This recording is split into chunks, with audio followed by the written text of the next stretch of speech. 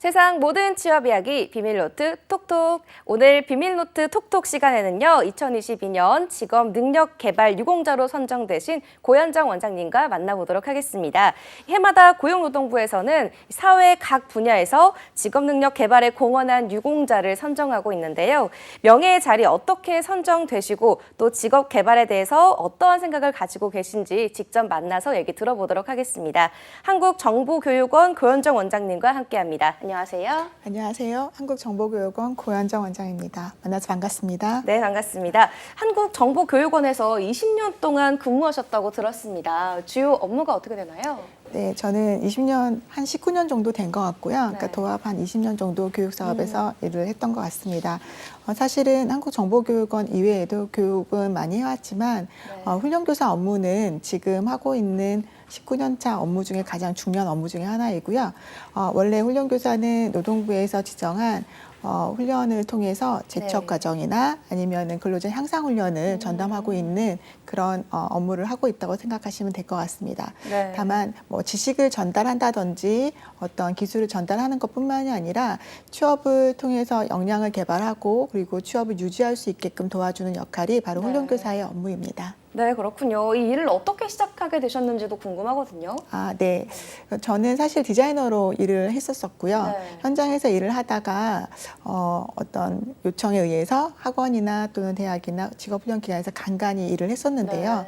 근데 사실은 디자이너 업무보다 이게 좀 더 적성에 맞는 것 같더라고요. 그러셨어요? 네. 그래서 나중에 교육을 계속 할 거라면은 어느 쪽에서 일을 하면 더 좋을까라고 생각을 해봤었는데 학원도 대학에서 일을 하는 것도 뭐 산업체 강사도 괜찮았었는데 네. 아무래도 전직이나 또는 네. 이직과 같은 인생의 터닝 포인트를 준비하시는 분들하고 함께 일을 하는 게 저한테는 더 보람된 일이었던 것 같습니다. 네. 그래서 직업훈련기관에서 교육을 하도록 시작을 하게 되었죠. 네, 이번에 직업능력개발 유공자로서 산업 포장을 수원하게 된 소감이 있으실 것 같아요. 네.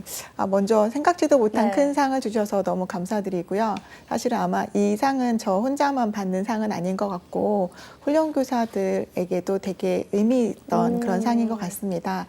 그래서 되게 어려운 일을 하시고 계시는 훈련교사들을 대표해서 받은 상이고 또한 훈련을 통해서 이제 사회로 진출하시는 저희 취업생들, 취업준비생들도 함께 일궈낸 일이라고 생각을 하고 그리고 언제나 일에 빠져서 제대로 가정을 돌보지 못했었던 저를 대신해서 가족들에게도 감사를 드립니다. 네, 그걸 알겠습니다. 이 직업능력 개발 능력자로 선정되기까지 좀 많은 노력이 있으셨을 것 같아요. 좀 제일 힘든 점은 어떤 점이었을까요? 네, 훈련이라고 하는 네. 것은 단순히 제가 스스로 공부한 내용들만 전달하는 것이 아니다 보니까 끊임없이 훈련생들에게 동기부여도 해야 되고 또 취업생으로서 어떤 사명감이나 네. 아니면 정보 제공도 끊임없이 해야 합니다. 그러면 지식 이외에도 제가 가지고 있는 거 이상으로 공부를 해야 되고 역량 개발을 해야 되는 것이 사실은 가장 좋으면서도 힘들었던 일인 것 같습니다. 네. 하지만 만약에 제가 그런 일들을 하지 않게 된다면 단순히 지식을 전달하는 네. 지원 컨설턴트 정도로 아마 끝맺음을 하지 않았었을까라고 생각이 들고요. 네. 훈련을 하기 위해서는 계속 공부를 해야 되는 그런 운명이기도 하지만 그 때문에 저도 시중 서적을 계속해서 발간을 하고 그다음에 새로운 신기술에 도전을 하게 되는 그런 좋은 계기였던 것 같습니다. 네, 재직하면서 좀 가장 기억에 남는 연구 성과가 있을까요?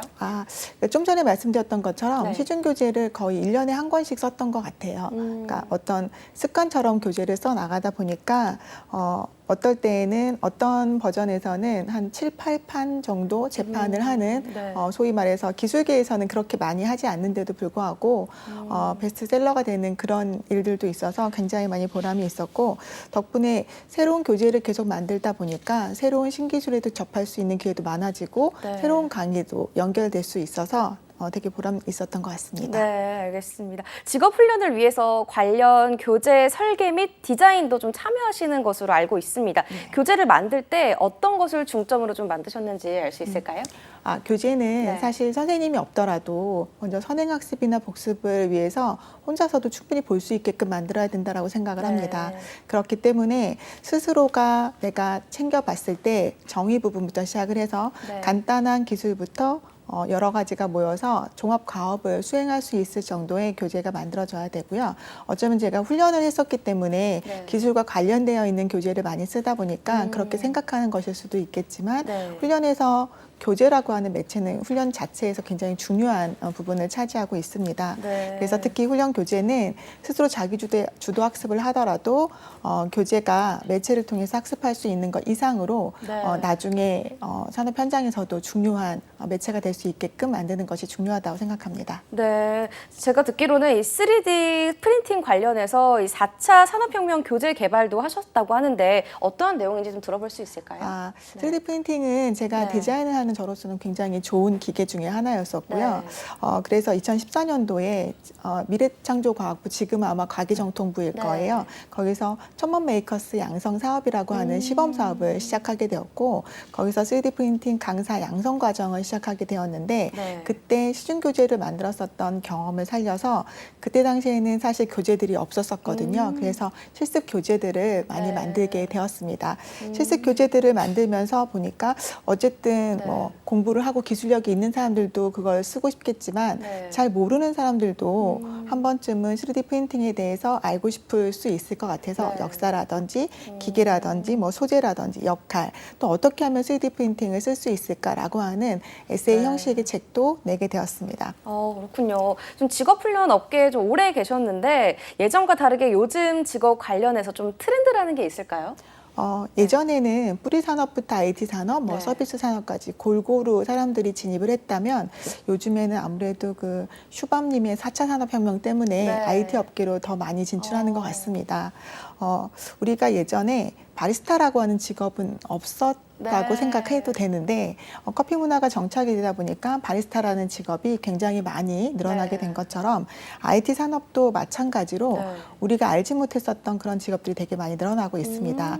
우리가 개발자라고 하면 프로그래밍을 하는 사람이고 네. 엔지니어라고 하면은 그 프로그램을 운영하는 사람인데 네. 지금은 개발자가 엔지니어의 운영을 알게 되거나 네. 또는 엔지니어가 개발을 이해하고 개발을 할 수 있게 되는 데브옵스 엔지니어라고 하는 직업도 새로 네. 생겨났습니다. 그래서 예전에 비해서 한 2, 3년 내에 급속도로 늘어나 있는데 급속도로 늘어난 것도 있지만 사람들이 네. 많이 찾고 운영을 하게 되니까 이제 2028년도엔 직업 사전에도 네. 우리가 라이브 커머스 PD라든지 아니면은 데브옵스 엔지니어라고 하는 직업도 지금 등재될 예정입니다.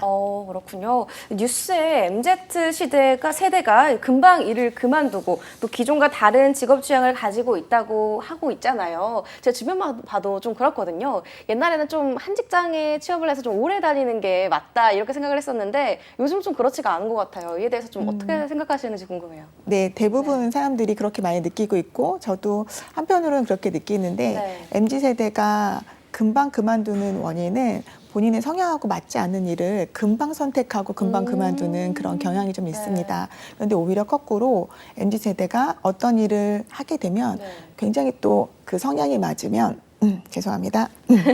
괜찮습니다. 편하게 하세요. 네, 굉장히 적응력이 또 빠른 세대가 맞아요. MZ세대입니다. 그래서 오히려 MZ세대가 이 적응력을 빠른 이 장점을 살릴 수 있으려면은 직업을 선택하는 데 있어서 네. 누군가가 좋대더라, 뭐 돈을 많이 번대더라, 뭐 누군가가 소개해줬다, 뭐 네. 이런 것보다도 개인적인 성향이나 과거의 어떤 이력이나 아니면은 하고자 했었던 것들 또는 본인의 학습 방법이나 이런 방법들도 좀 더 고려하고 진단하고 선택을 한다면 네. 오히려 오랫동안 일을 할 수 있는 직업을 좀 빠르게 찾을 수 있지 않을까. 네. 그리고 오히려 또 유지도 잘할 수 있지 않을까라고 생각을 합니다. 네, 맞아요. 좀 트렌드에 휩쓸려서 네네. 선택을 하면 안 될 것 같아요. 직업이란 것은요. 네, 맞습니다. 네, 그래도 좀 변하지 않는 직업에 대한 가치가 있을까요?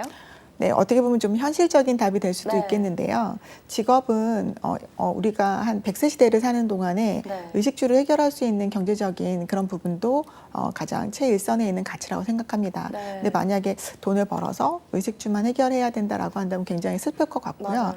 역량 개발을 통해서 자아 실현을 할 수 있게끔 보람을 느껴서 스스로가 힐링할 수 있는 직업이 된다면 네. 좀 더 나은 가치가 되지 않을까 생각이 들고요. 네. 두 개의 가치가 좀 더 조화를 이룬다면 가장 이상적이겠지만 그렇지 않다면 내가 경제적인 부분을 해결할 수 있는 이 직업군에서 사명감을 느낄 수 있게끔 스스로를 좀 개발해 나갈 수 있는 것이 필요하지 않을까라고 생각이 듭니다. 네, 직업훈련 업계에서 일을 하면서 제일 보람이 됐던 순간이 있으실 것 같은데 어떤 순간이셨는지 네, 알 수 한 있을까요? 세 가지 정도가 있는데요.